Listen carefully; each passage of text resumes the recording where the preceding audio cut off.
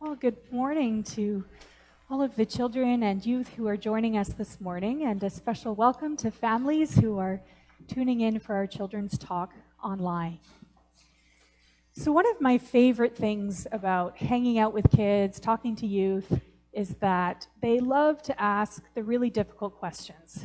They're not afraid to talk about some of the more difficult aspects of life. And one of the questions I get asked most often is about death. What happens when we die? So today I want to talk a little bit about death and about some of the things that we do to remember the ones we love who have died. So death is something that is all around us. It's something that we learn about in our environment. I have this plant, this beautiful orchid, and as you can see, some of the flowers on the plant have died and have fallen off. And they will return to the ground, return to the earth, decompose, and turn to soil. You'll also notice that even as these flowers are falling off and dying, there are some new buds that are sprouting. And that will soon bring forth new life for this plant. Another really common way that we learn about death is through animals. So if you've grown up on a farm, you know the cycle of life, and death is a common part of it.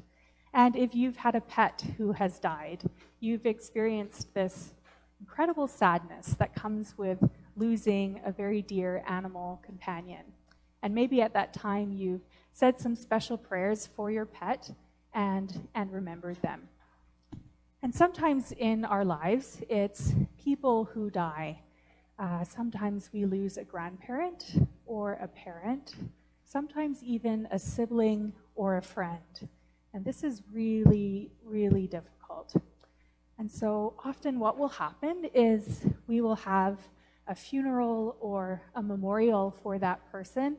We will remember them, say some special prayers for them, and their body will be buried in the earth, and sometimes they're cremated, and their ashes are poured into the earth, and we add some soil to those ashes.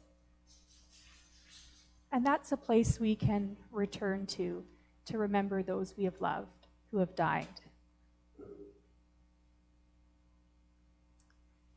Another really special thing that we do often for a long time after we've lost someone, we sometimes have a special item that reminds us of them.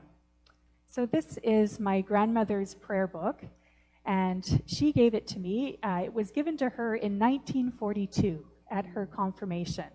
And I will read the prayers and the Psalms from this prayer book and remember her. It's very special to me.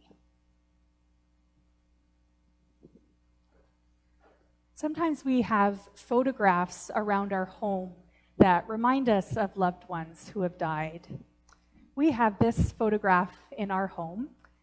This is my partner, Andy. These are her ancestors, and it's a really special photograph that we keep in our home to remember them always.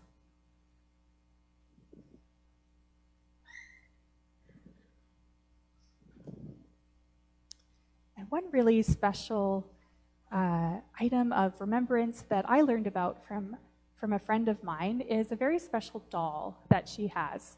And she keeps this doll with her at night to remind her of her parent who she lost and to bring her some comfort. So sometimes we have a special stuffy or a special doll as well that reminds us of the person we love.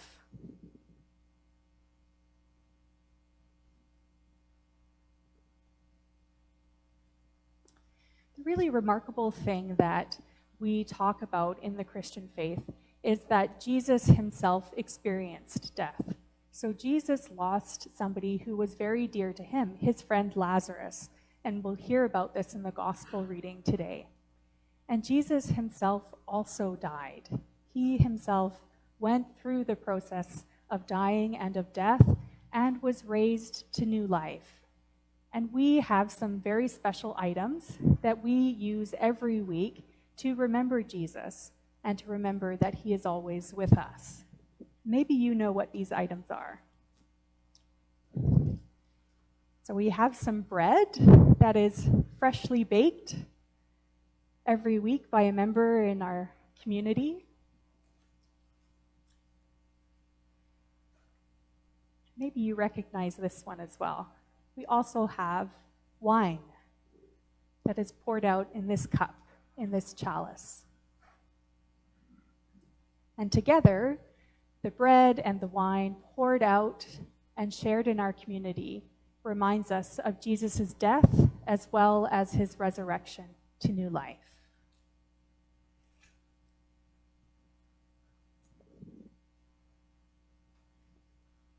So these are some of the symbols, some of the rituals, some of the special ways that we remember the dead here at St. Clement's. And I wonder what some of those rituals are for you. Amen.